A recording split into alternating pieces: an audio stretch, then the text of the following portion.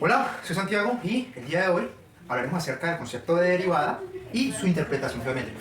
Concepto de derivada. Derivada y su interpretación geométrica. Interpretación geométrica. Lo que haremos con esta interpretación geométrica de la derivada es aplicarlo en un caso, en una gráfica, en donde tenemos la concentración de una de las especies de los reactivos presentes en una reacción y estaremos mostrando, digamos, una función que de algún modo modele el comportamiento de ese reactivo a medida que pasa el tiempo. Entonces, en principio, para trabajar el concepto de derivada necesitamos, bueno, pero para la interpretación geométrica necesitamos el concepto de función, necesitamos el concepto de dominio,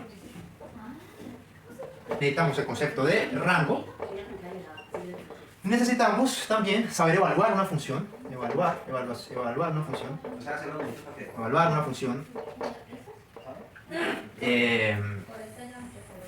también necesitamos reconocer cuáles son los ejes dependientes, cuáles son los ejes independientes, entre otros conceptos. Esto se irá construyendo a medida que avance el canal. Por el momento me parece muy importante la construcción de este tema, dado que permite entender de forma intuitiva, digamos, lo que hemos trabajado, o el video que trabajamos acerca de la integración por partes, que está muy relacionado con el proceso de derivación, de hecho. Vale. Entonces, para tal fin, lo que haremos es plantear un gráfico, ¿ok? Entonces, tenemos nuestro respectivo gráfico, tenemos nuestro eje Y, tenemos nuestro eje X, ¿verdad? Entonces, en nuestro eje X, digamos que tenemos una función cualquiera, ¿verdad? Ok, entonces, en esta función cualquiera tenemos un punto A y tenemos un punto X, ¿correcto? De esta forma, geométricamente tendríamos dos puntos P y Q unidos por una línea, ¿verdad? Una línea recta, ¿cierto? Este punto genera una pendiente, pero bueno, ustedes dirán, ¿de dónde viene esa pendiente? Recordemos que Y es igual a mx más b. En este caso podríamos ignorar el término independiente y podríamos concentrarnos en la pendiente, ¿cierto? ¿Cómo obtenemos una pendiente? Entonces m es igual a el delta de y sobre el delta de x. Entonces ustedes se preguntarán, pues, ¿cuál es nuestro delta de y en esta pendiente m? Pues nuestro delta de y va a ser, digamos, podríamos armar un triángulo, ¿verdad? Un triángulo rectángulo. De esta forma, ¿cierto? Entonces, si queremos definir nuestro delta y, sabemos que para cada punto evaluado en el dominio, tenemos un punto en el rango, ¿verdad? En el conjunto de las imágenes. Entonces, este va a ser f de a y este va a ser f de x, ¿cierto? Entonces, lo que tenemos acá es un delta, un cambio, ¿verdad? Y el cambio se define como el final menos inicial, en este caso y sub 2 menos y sub 1 sobre x sub 2 menos x sub 1. Esto es igual a la pendiente, ¿verdad? Entonces, ¿cuál es nuestra y sub 2? Nuestra y sub 2 es f de x. Bueno, lo voy a escribir acá donde tengo un poco más de espacio. Esto, digamos, ya queda entendido. El concepto de lo que significa pendiente. Pendiente, como desde una función lineal. Lo que significa el delta, que es un cambio, ¿verdad? Es una variación. Bueno, y el respectivo delta x. Ya veremos cuál es el delta x. Es muy importante tener este gráfico en mente, porque a partir de ahí podemos definir como tal cuál va a ser el cambio de esta pendiente m. Bueno, entonces nuestra pendiente va a ser igual a este valor que hay acá, que es delta de y, y observemos que el final es f de x menos el inicial es este que está acá. ¿Y con cuál coincide? Pues con f de a, ¿verdad? Ahora, nuestro delta de x, digamos, para que quede esto más claro, delta de y sobre delta de x, ¿verdad?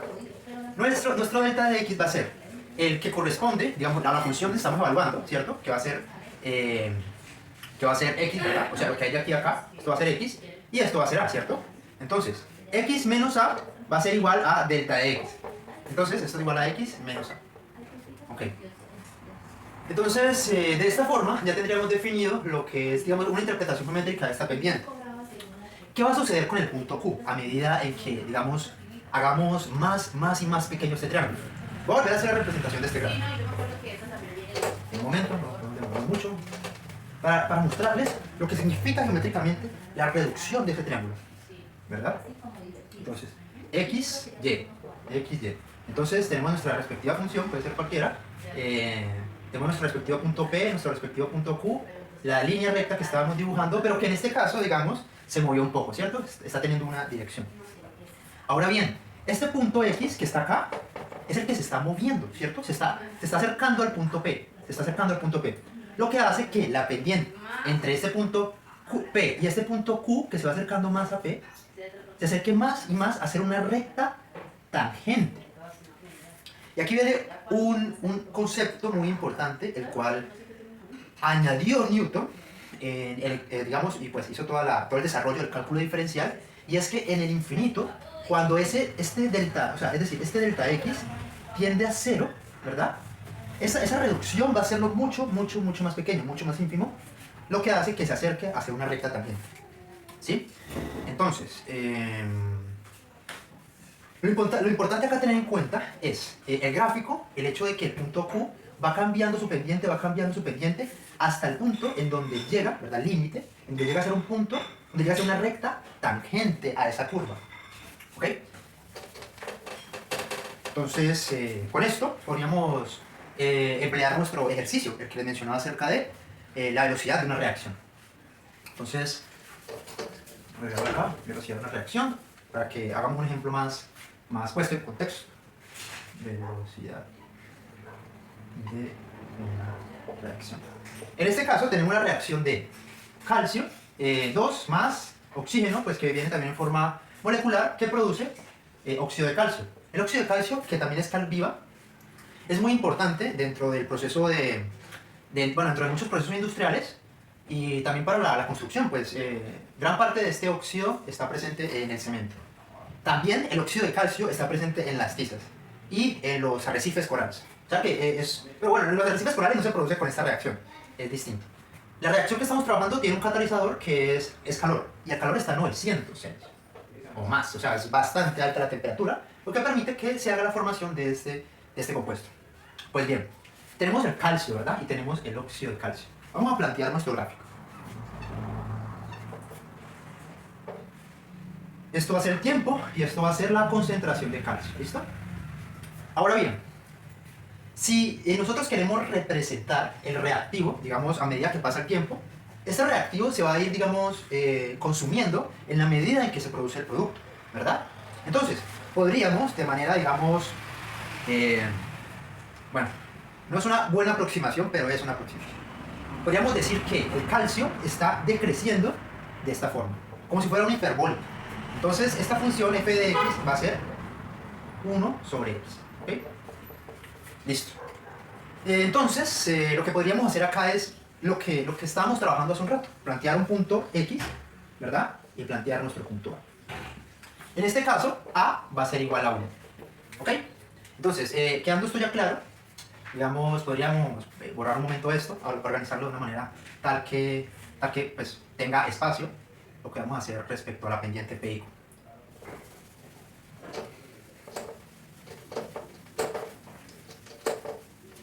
Ok, entonces tenemos nuestra pendiente P y Q, ¿verdad? Entonces, ¿qué va a suceder?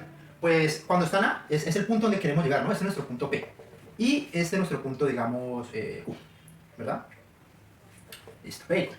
Entonces note que X es el que se va a acercar a, ¿cierto? X es el que va a ir cambiando poco a poco, hasta que sea una recta tangente a este punto. Entonces, el punto es igual a 1, es decir, a un segundo. Esto es lo que medimos en segundos, ¿ok?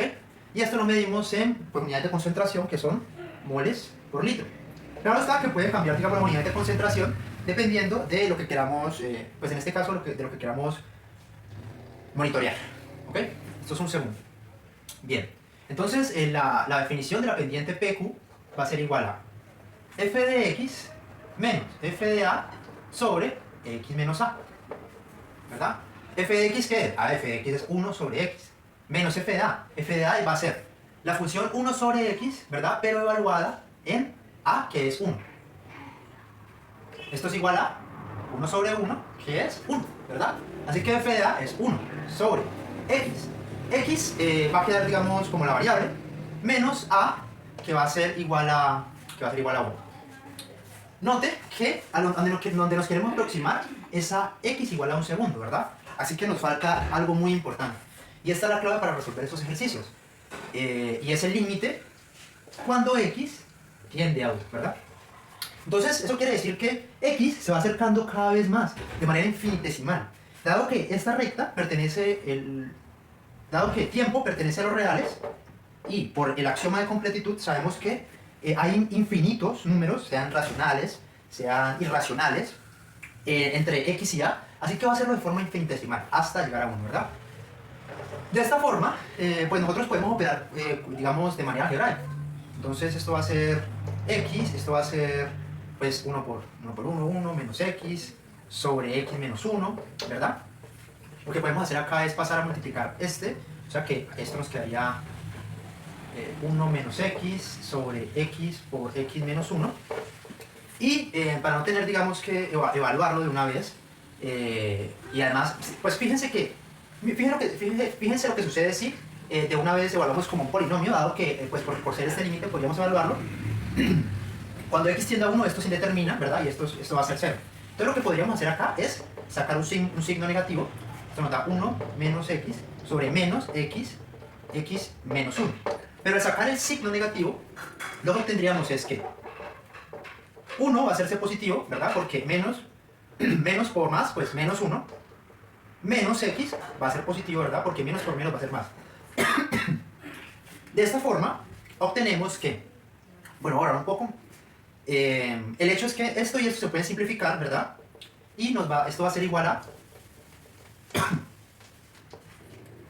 menos 1 sobre x, ¿verdad?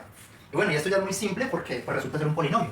¿Qué pasa cuando x se aproxima a 1? Pues bien, esto va a ser menos 1 sobre 1. O sea que esto va a ser menos 1, ¿verdad? ¿Qué significa este número? Este número significa que la pendiente, o sea, la velocidad, va a ser negativa. Y tiene mucho sentido, ¿verdad? Dado que lo que está haciendo es de alguna forma, digamos, está decreciendo su velocidad. Sin embargo, en términos químicos, esto no tiene mucho sentido, ¿ok? Pero en términos matemáticos y geométricos, pues sí que tiene sentido dado que la pendiente es negativa y está decreciendo. En últimas, ¿qué va a suceder, por ejemplo, con la recta tangente cuando A, digamos, es un tiempo, digamos, 300 segundos, ¿verdad? Es decir, ¿qué va a suceder con esta reacción, con la velocidad de esta reacción en ese tiempo? Pues bien, ya se ha consumido casi todo el calcio y todo el oxígeno, ¿verdad? Y más que la relación es 1 a 1. Entonces, podríamos decir que cuando esto tiende hacia el infinito, pues daría 0. Pero, digamos, esto es una interpretación que también podríamos hacer geométrica, dado que la velocidad poco a poco va cambiando su recta de manera horizontal. Y cuando es horizontal, pues la recta tangente no tiene ningún cambio, por lo tanto se va a 0. Por el momento podemos conformarnos con entender esta representación geométrica de la pendiente entre un punto P y Q, ¿verdad? Y más adelante hablaremos acerca de la continuidad y la derivabilidad de una función. Agradezco su atención y bueno, espero que les haya gustado bastante. Si quieren seguir viendo más videos acerca de este tema y quieren que lo relacionemos con cualquier otra materia, biología, química, matemáticas, pues me escriben o le dan like a este video. Si pueden, compartan. Gracias.